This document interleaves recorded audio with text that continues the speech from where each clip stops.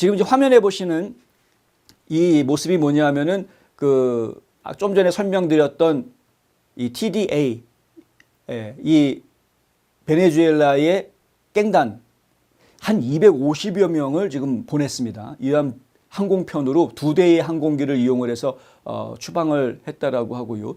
지금 항공기가 도착을 하니까 거기에서 범죄자들을 지금 끄집어 내려오고 있는 모습인데 여기 쭉 서 있는 사람들이 완전 군장하고 있는 군인들입니다.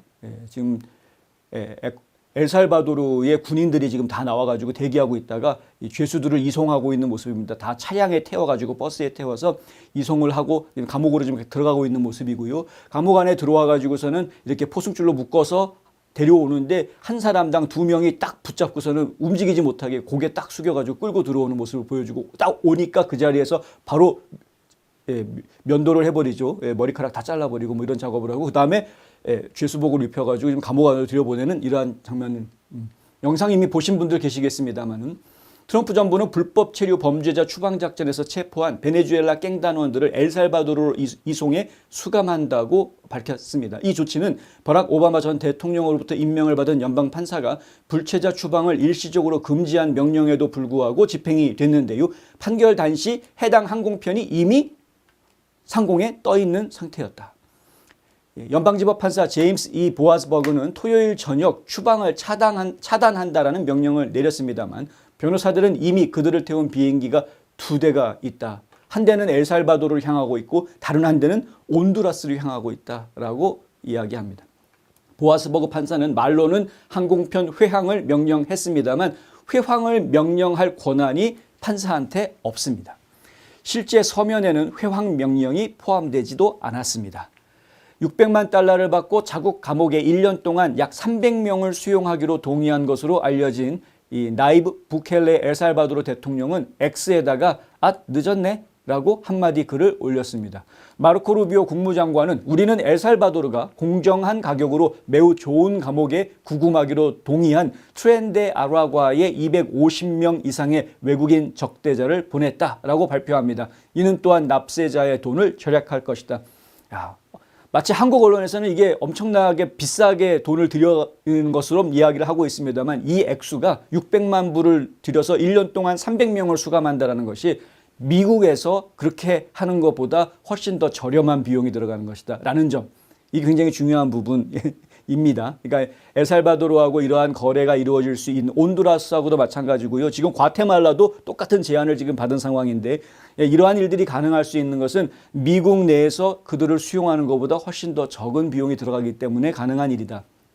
루비오 장관은 성명을 통해서 수백 명의 흉악범들이 우리나라에서 추방됐다라고 이야기했습니다.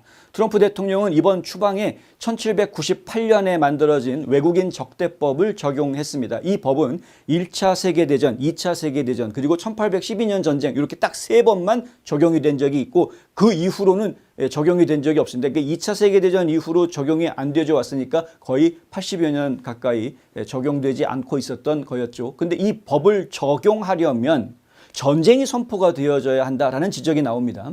그런데 트럼프 대통령은 지난 금요일 밤에 트렌데 아라과가 미국을 침략하고 있다. 이렇게 선언을 해버립니다.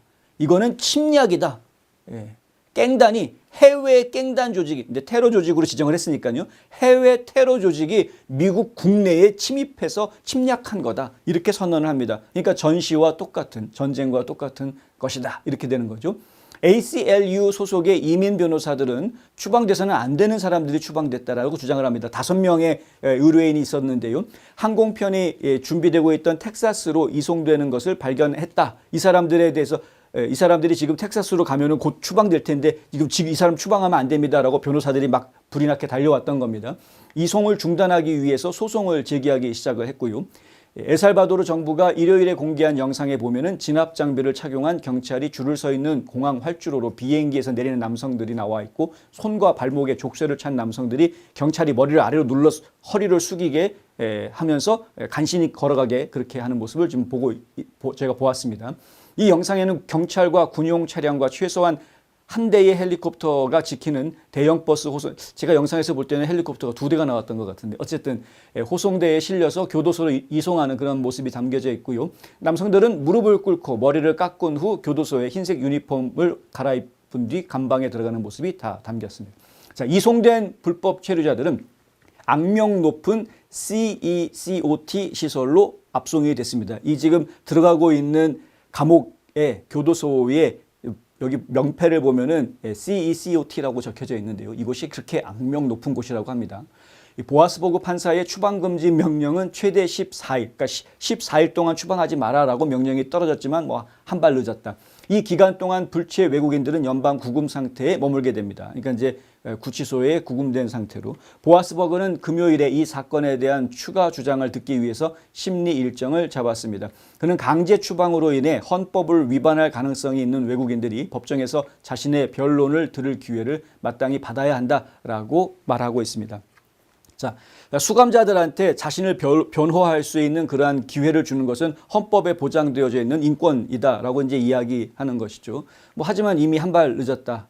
어쨌든 다음부터는 적용이 될 수도 있는 상황이기 때문에 추가로 추방을 하게 되는 범죄자들에 대해서는 이것이 적용될 것이냐 아니냐를 가지고 또 다른 논란이 있을 것으로 보입니다.